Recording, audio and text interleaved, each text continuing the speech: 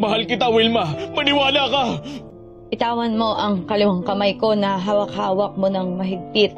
Sukdulan ka, Lando. Katawan ko lang ang minahal mo.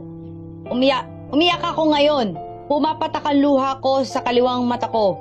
Galit ako. Galit na galit ako. Nagingit-ngit ako sa galit. Roseanne? Si Android 18 ka ba ng Dragon Ball? Ha? Ha? Ano yan? Wala kang emosyon! Alam mo ba na ibig ng babae dito? Nagmahal! Nasaktan! Nagalit! Nagalit! Ganon! Sorry po, Direk. Ayusin mo nga. Direk, sandali po. Ayusin Ako pong mo. bahala. Ayusin. Cecily, ayusin mo. Alam mo naman, di ba, na wala akong paki sa love life? Kaya nga, pilitin mo na lang. Trabaho to, oh. Gusto mo bang maputulan ng ilaw? Hindi, di ba? O, pang maintenance ng nanay mo, may pambili ka? Ano ba, mga inday? Diyos ko, may booking pa ako sa Quezon. Ito na po, Direk. Ano ba? Ito na po, wait lang po. Cecily, isipin mo si Jeric.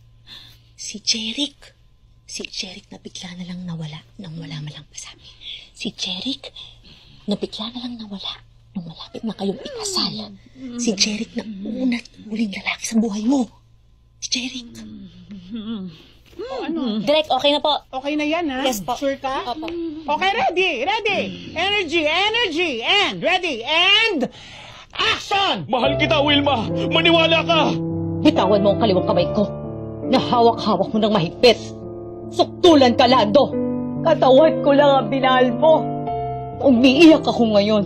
Pumapatak ang luha ko sa kaliwang mata ko. Galit ako. Galit na galit ako.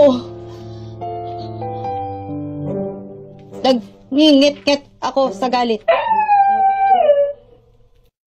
Ano yan? Ano yan? Ha?